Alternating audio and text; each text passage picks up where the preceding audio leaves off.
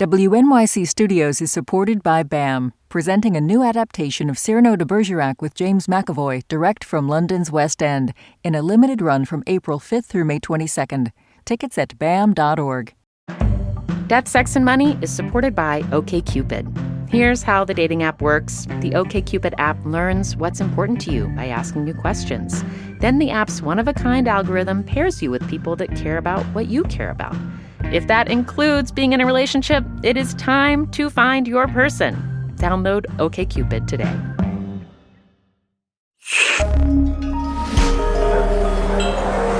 Listener supported. WNYC Studios. Before we get to this week's show, I want to introduce you to a special guest and one of my favorite colleagues, Kai Wright. Hi, Kai. Hey. Kai, you host a podcast called The United States of Anxiety here at WNYC Studios. And I have to say, that feels like the most apt podcast title these days. Like, every week it feels like an apt podcast title, and then it keeps feeling more and more apt as the weeks go on. You're telling me, sister. So how would you describe what this show is about? Well, I guess it's two things. One is that it just became clear to me in the course of making this show over the last 4 years of presidential politics that, like, how little we, all of us, we being, black and white, left and right, how little we know about this idea of America that we feel so strongly about. It's ruined. It needs to be great again. It's never great. But so few people really know the history. And so And we think that matters in our politics today, how ignorant we are about that history. And so what we're doing is going back, looking at the period following the Civil War when we came up with all the things that, that shape what America is, all the ideas about equality and freedom, and thinking about the things that were unresolved in that moment, the debates we didn't finish, and how they show up in individuals' lives today, and then telling stories about that. Yeah, that's what I love about this season, that, like, I turn it on thinking it's going to be a show about what I'm worried about in this moment in America. And you're so reminding all of us that these are not new worries. These worries all have deep historical antecedents. One of my favorite episodes so far this season is about the school district in Marin County, which is in the Bay Area where I live, about segregation today in this school district. And it's all of the historical reasons why the schools look like they do right now, and how that's affecting elementary school students today, right here in the Bay Area. You're also asking your listeners right now, in general, what they're worried about. Like, what are you hearing? Yeah. Well, we figured out we started this podcast during Donald Trump's first campaign, and it became very clear how much just like our personal anxieties shape our politics, again, left, right, and center. And so that's why we've called it the United States of Anxiety. That's why we're asking people what they're anxious about to try to get a sense. And I mean, the answers are epic. I keep saying, like, I want to hear about things like in your personal life, but that's not where people are at. People are concerned about Civil War. They've said they've concerned about, like, I don't want to have a kid because of climate change. They're massive. They're concerned about violence. There's a lot of people concerned about violence. So I've been taken by just the size of people's anxieties as they go into the polls this year. And Kai, I feel like right now we're adding a whole other thing that people haven't been worried about, which is, like, disease and contagion and our personal health and its relationship to our fellow residents and citizens. And that's why you and I this week are going to be opening the phones to our listeners and asking, what are you worried about as it relates to the new coronavirus, COVID-19? We want to hear what you are anxious about, how you are coping, how it's making you sort of understand your relationship to other people in different ways. There's a lot to talk about, so we're taking your calls live from 3 to 4 p.m. Eastern Time this Friday. That's 12 to 1 p.m. Pacific. And the number to call is 844-745-8255. Kai and I are going to be co-hosting this live call-in special that will then play for you in our respective podcast feeds. And we will post on social media, too, as we are opening the phone lines. Again, that's 3 to 4 p.m. Eastern, 12 to 1 Pacific, this Friday, March 13th. Can't wait.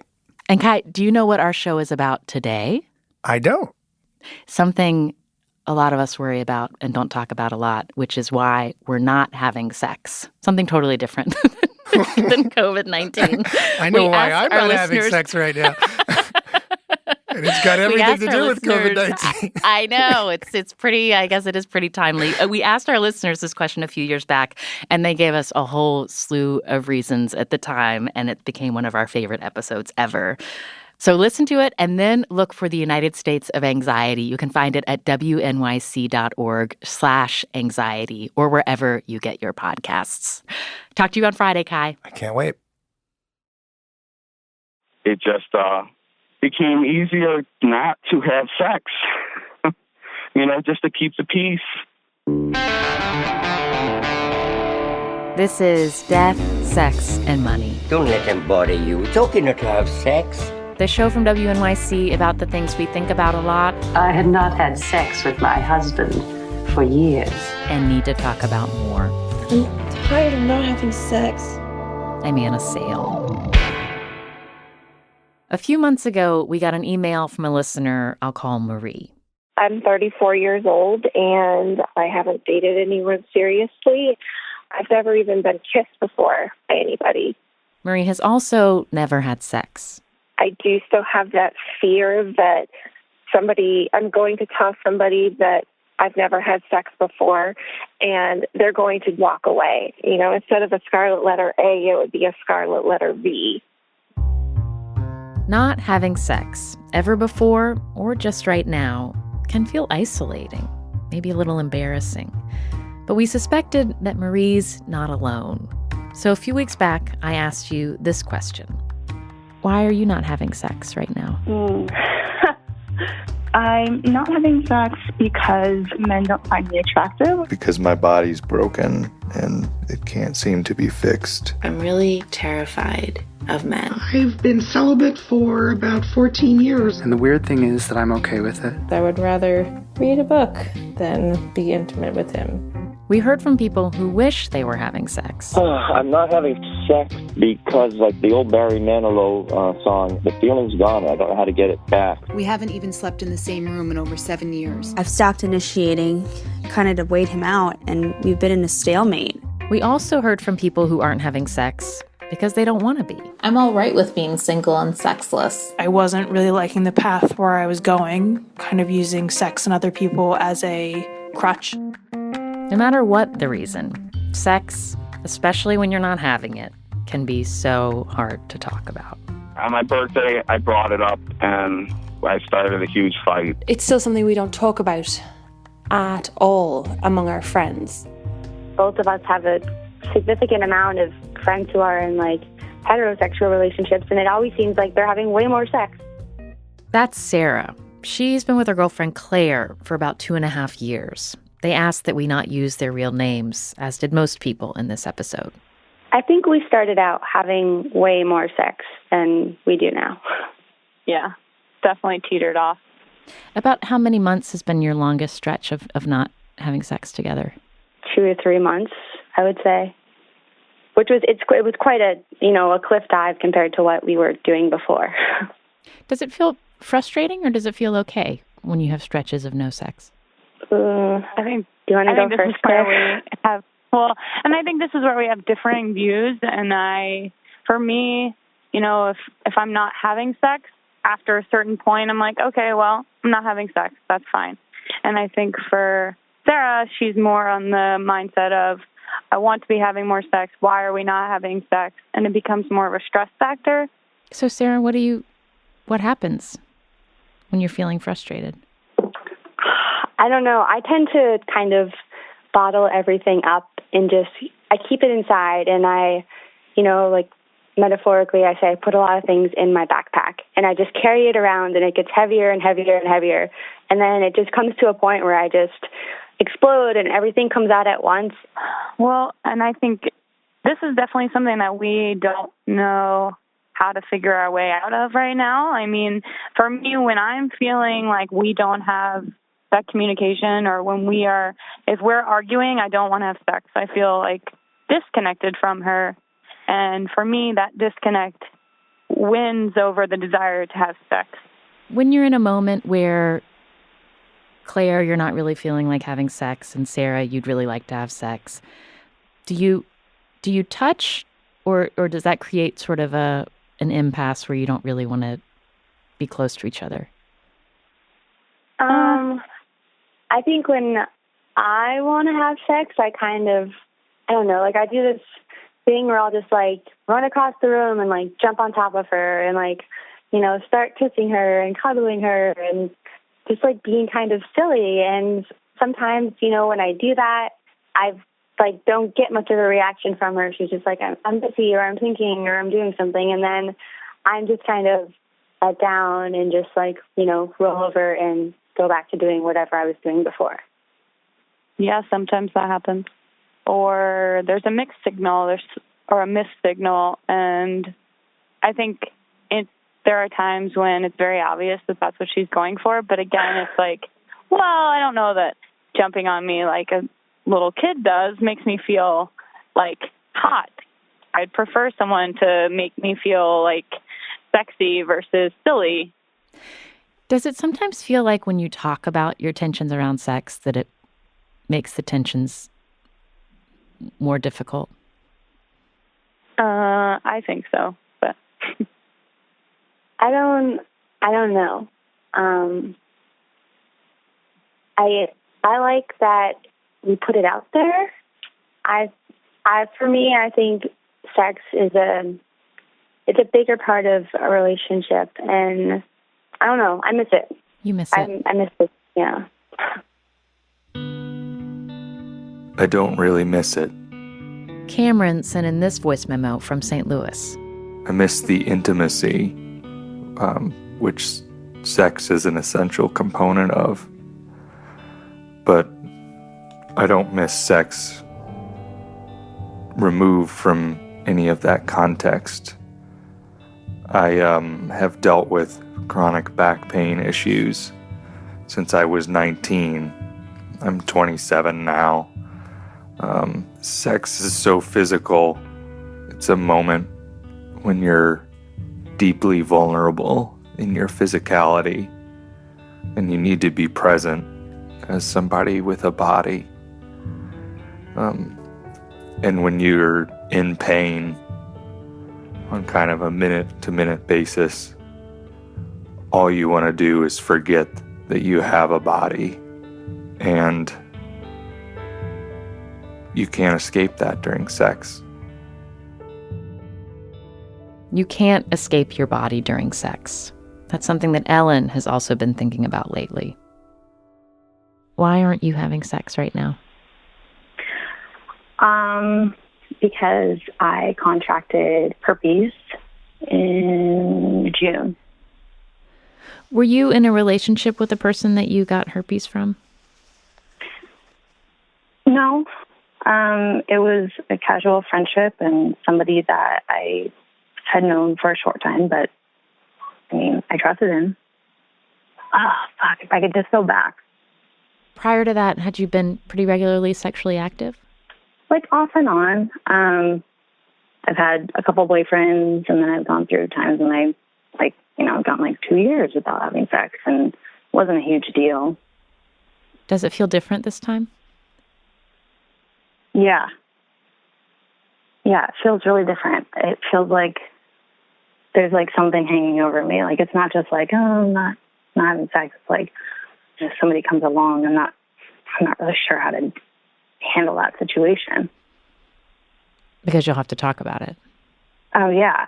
I almost can't get past the barrier of telling somebody and having to deal with potential rejection. Have you had any flirtations since you found out about your diagnosis? Yeah. And one in particular, we have a past history, and it's like he's back in my life, and we've been friendly, but I can't imagine it would just be a friendship. And so there's that whole idea of oh man, what if something happened? And then on top of that, how would I deal with this? I keep thinking maybe he has it too, so it doesn't have to be a big deal.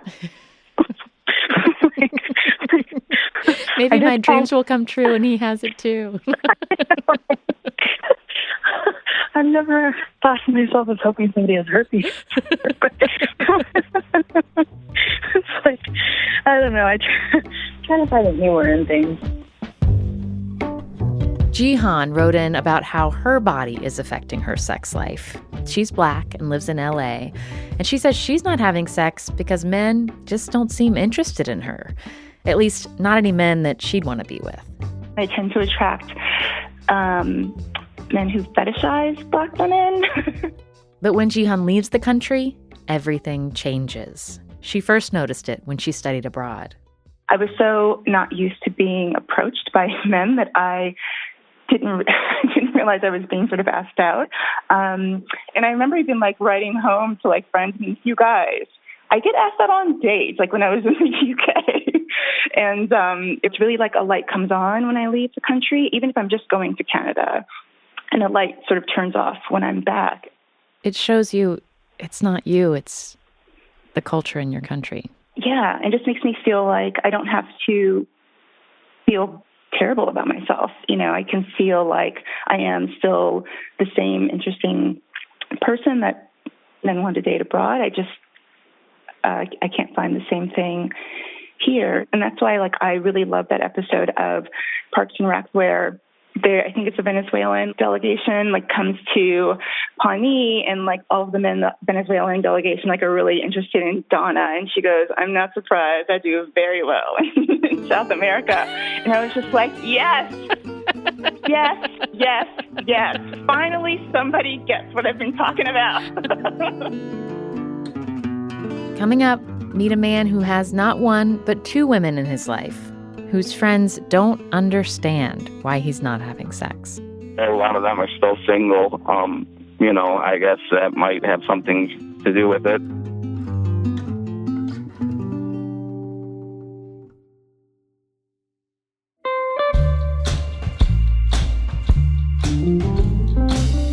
This episode first came out in 2015. And over the years, we've gotten updates from some of the people who shared their stories with us. Sarah and Claire, the couple you heard at the beginning of the episode, broke up a few years back. It wasn't because we weren't having sex. I think we were just, I know we were just wanted different things in life and were drifting apart and heading different ways. That's Sarah. She's since moved to another country and has dated several other people since she and Claire ended their relationship. I still have the belief that if you're not having sex, something is not going well in your relationship. Jihan let us know that she isn't dating anyone right now. She tried the apps again recently, but didn't have any luck. I've traveled abroad for romance or dating since 2015, she wrote, and I'm making a plan now to spend large chunks of the year out of the country. And we heard from Ellen again, the woman who told us about not having sex because she was diagnosed with herpes. Life is drastically better, she told us. When she wrote, she was still having frequent outbreaks, but was dating and had disclosed her STI to her partner. I'm totally having sex, she wrote. Having to be honest about herpes made it a lot easier to be honest about my feelings, my preferences, and in general, how I express myself. We did a whole episode about living with STIs last year. You can find that by texting STI to the number 70101, and we'll send you the link. If you want to share your story about why you're not having sex, or about anything else, send us an email or record a voice memo and send it to us at deathsexmoney@wnyc.org. On the next episode, I am very stuck on the notion that just because something ends doesn't mean it's a failure. I talk about the beginning and end of a marriage with Ben Sinclair, who co-created the HBO series High Maintenance with his now ex-wife, Katja Blichfeld. I didn't trust that I could take care of myself, I don't think I got the confidence that I could be an adult male who wasn't that people weren't worried about until recently, very recently even. And I still struggle with not engaging in dependency. Death, Sex, and Money is supported by NerdWallet. When was the last time you paused to dream big? Like really big. Enter NerdWallet's Smart Money Podcast. Whatever you're dreaming of, NerdWallet's Smart Money Podcast has the financial advice that can help you finally get there. Get ahead and stay ahead of your finances with weekly nerdy wisdom from money experts Sean Piles and Liz Weston. Find NerdWallet's Smart Money Podcast wherever you listen to your favorite shows. That's Sex and Money is supported by Diversifying, CNN's personal finance podcast. Investing can feel intimidating, so can paying back your student loans or deciding whether to rent or to buy. Diversifying, CNN's new personal finance podcast, tackles all those questions and more. Hosted by Delianne Barros, better known as The Money Coach on TikTok and Instagram, Diversifying redefines your relationship with money. Delianne acknowledges how frustrating and overwhelming finances can be and makes the culture around money feel accessible and judgment-free. From index funds and mortgages to Bitcoin and beyond, Diversifying cuts through the red tape so you can discover how to make the most of your dollars. Life is complicated. Money does not have to be. Listen to Diversifying wherever you get your podcasts. WNYC Studios is supported by LinkedIn. Time and place is everything, especially in marketing. But in today's age of 1 million messages per minute and not enough hours in a day, how do you really catch your target audience's attention? Fortunately, there's a simple way. LinkedIn can help you speak to the right people at the right time. With LinkedIn becoming #1 in B2B display advertising in the U.S., you've got a great advantage. Scale your marketing and grow your business with LinkedIn advertising. As a thank you, LinkedIn is offering a $100 credit on your next campaign. Go to linkedin.com/marketing to claim your credit. That's linkedin.com/marketing. I'm Maya Shankar, host of A Slight Change of Plans, which was recently named Best Show of the Year by Apple for 2021. And we've got new episodes for you about everything from the science of change to personal stories, like a blind woman who becomes a master chef and an Australian doctor who rescued a boys' soccer team from deep within a cave in Thailand. Listen to A Slight Change of Plans, a show about who we are and who we become in the face of a big change. Listen to A Slight Change of Plans on Apple Podcasts or wherever you like to listen. This is Death, Sex, and Money from WNYC. I'm Anna Sale. Part of what can be so hard about not having sex, when you want to be, is figuring out how much is under your control. Like for Marie, the 34-year-old virgin at the start of the episode. I've been like, just forget about it. I'm just going to go out and have a one-night stand and just kind of get rid of my virginity. She works as a therapist, where she helps her clients change the things they can about themselves and accept what they can't change. Marie's tried to do both with her virginity. I think when I was much younger, I had this idea that, I would get a boyfriend and it would just happen. At other points in time, I even thought about kind of propositioning a friend of mine so that I can say, I've had sex with somebody, I'm not a virgin anymore. It's not this cross I have to bear any longer. But when I thought about it, that wasn't who I am. It's taken me a little while to kind of get to a place where I'm okay with that. So you're hearing from clients about the most intimate details of their lives, including in some cases their sex lives. Yep. How has being in this position where you get to hear people's deepest histories, how's that shaped the way you think of your own experience? I listen with, I think it's probably a bit of fascination that other people probably would not have, because it just fascinates me sometimes the way how open people are. There's definitely some jealousy there because this is a part of their life that many of them are fully enjoying, or so they're telling me, and I don't get to enjoy that part of it at this point in my life. Yeah. You're curious. Which I am. I definitely am.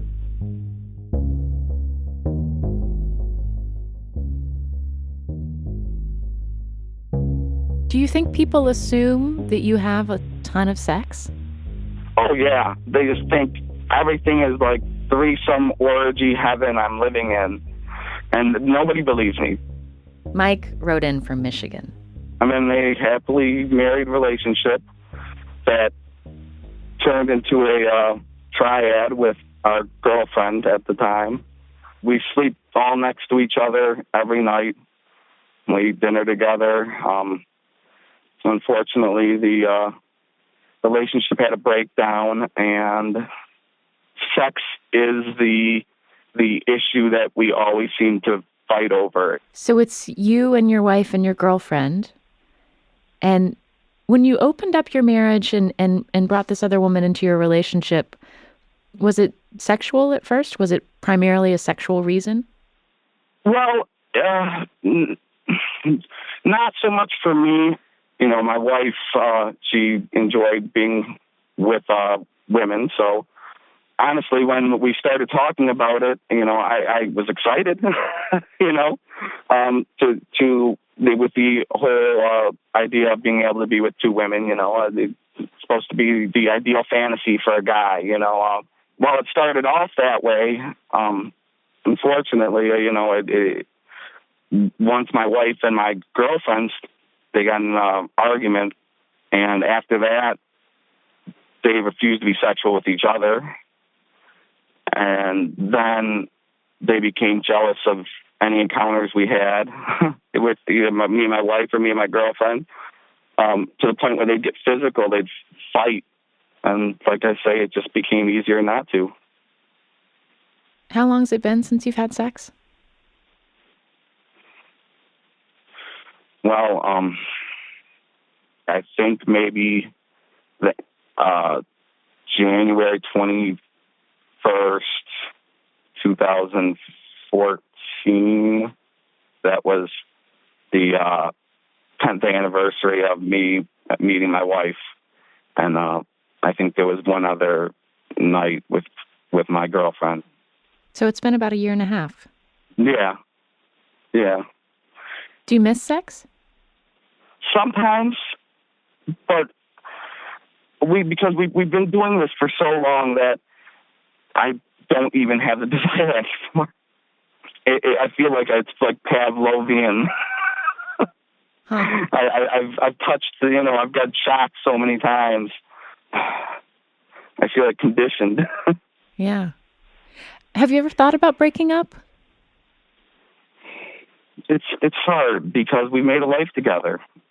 I mean, there are a million married couples out there right now who do not have sex anymore, and they stay together because they have a life together. Just because there's three of us doesn't mean we don't have a life, that this isn't a family.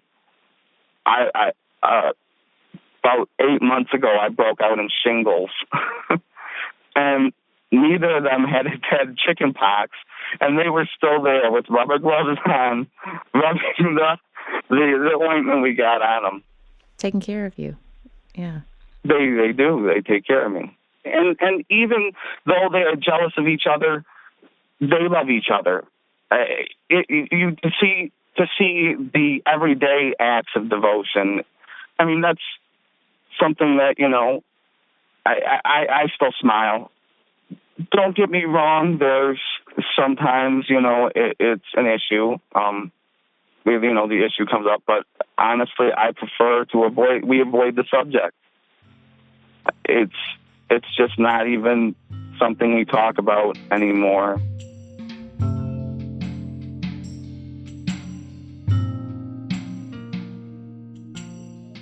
So when your sex life breaks down, sometimes your communication goes with it. But other times, not doing it requires a lot of talking. I believe that sex was created to be used to glorify God in marriage. Vanessa's in her early 20s. She lives in Canada, and she and her boyfriend have been together for about a year and a half. They're both Christians, and both want to wait until marriage. But it hasn't always been easy. We sometimes are like, okay, we just need to step away from each other, and even like not sitting on the same couch. Like sometimes we'll just wave from across. And Do you find, is one of you the enforcer more often than the other? You know, I think that in relationships you would assume that the girl is more of the enforcer, but I think that it's really equal between us, and that we kind of take turns being like the bad cop in a way, because it is a difficult thing. And when you like love someone and you want to be with them and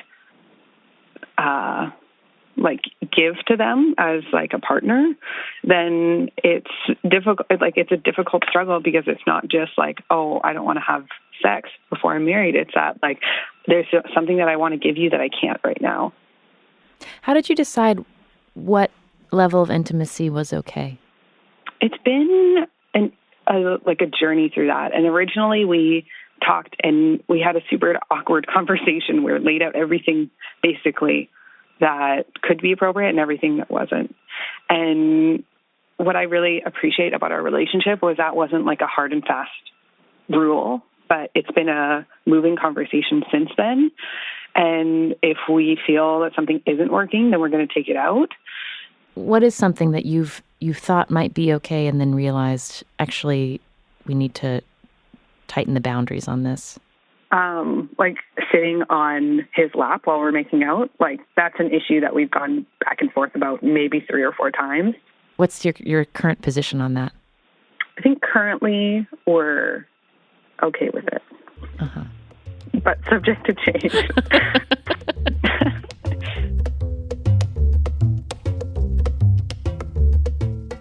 Daphne got married when she was 28, and she also didn't have sex until after she was married. But for her, it wasn't for religious reasons. How long have you been with your husband? We've been married about 5.5 years. So when you started dating your husband, when you were just beginning your relationship, how did you talk about sex? Well, basically we didn't. We did kind of fool around, but we never progressed to intercourse. He kind of tried to one night, and I just told him I wasn't ready, and he never tried again. And, time just kind of progressed. And when did you have sex? About 5 months ago. So after about 5 years of marriage? Yes. What happened between when you got married and when you had sex? I would say a lot of crying, a lot of fighting, a lot of therapy. Basically, I was raised with a sexual education that kind of revolved around the idea of just don't have any. I was raised with a lot of fear surrounding pregnancy. Like if you get pregnant and you're not married, it's going to ruin your life. That kind of put a big block there. And even though I was in a relationship and wanted to, there seemed to be a lot of kind of psychological effects and some physical effects that kind of made it not happen. When you were married for first a year and then 2 years, then 3 years, and then 4 years without having sex, did it feel like your marriage was ever in jeopardy? I definitely felt that way on my side. I've discussed those feelings with my husband, and I don't believe he experienced it in that way. But for me, I definitely was like, if I don't fix this soon, he's gonna get fed up and leave me. What have you learned from your therapy? Oh man, what haven't I learned really? I think a large part of it really comes down to not just physical intimacy, but real emotional intimacy with somebody. Because even when we would do, exercises from our therapist dealing with the more physical aspects, the root of it all really came down to just building that sense of trust with each other that I think was finally able to lay the groundwork for it to happen. What was sex like? It was great. My therapist had kind of told us, I feel like you've built up a lot of momentum, so go home this week, try it. If don't worry about having orgasms, don't worry about being mind-blowing sex, just try insertion. And when we were in bed and I was about to try, I had this very conscious moment of, just fear and like, oh God, am I really about to do this? Am I really ready? And then another side of me was like, hell yes, you're ready. Like, stop worrying and analyzing about being ready and just do it already. So I did, and it was fun. And I would say I was actually surprised by how not shaken I was by it. It was definitely a load off. Has having sex made you experience desire in a more intense way? I would say yes. Yeah.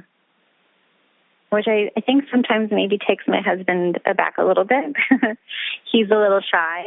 So I think me all of a sudden being very interested in sex and pursuing him can sometimes feel a little shocking for him, maybe. We kind of had a laugh about it in those first few weeks after we finally did it.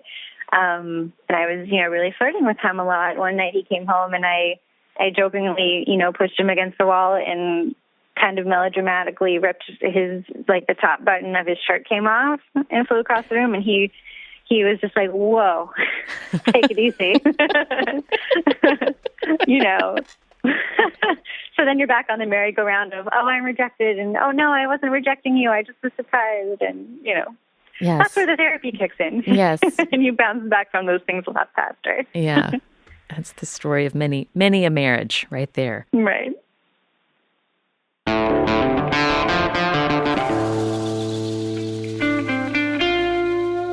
That's a listener we called Daphne.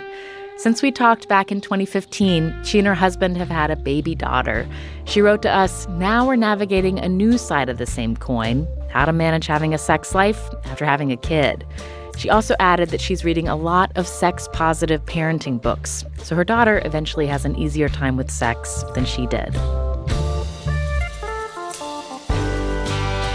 Death, Sex, and Money is a listener-supported production of WNYC Studios in New York. I'm based at the studios of the investigative podcast Reveal in Emeryville, California. Our team includes Katie Bishop, Annabelle Bacon, Affy Yellowduke, Emily Botine, and Andrew Dunn. Our intern is Ayo Osbamiro. Special thanks to James Ramsey and Destry Sibley for their help with this episode. The Reverend John DeLure and Steve Lewis wrote our theme music. And thank you to Jordan Daniels in San Francisco, who is a sustaining member of Death, Sex, and Money. Join Jordan and support what we do here by going to deathsexmoney.org/donate. I'm on Twitter at Anna Sale. The show is at Death, Sex, Money on Twitter, Facebook, and Instagram. And mark your calendars for this Friday, March 13th. We're going to be taking your calls all about coronavirus and the ways it's affecting your routines and how you're thinking about your relationships to others. Thank you to all of you for sharing your stories for this episode, and a special shout out to those of you not having sex. I'm Anna Sale, and this is Death, Sex, and Money from WNYC.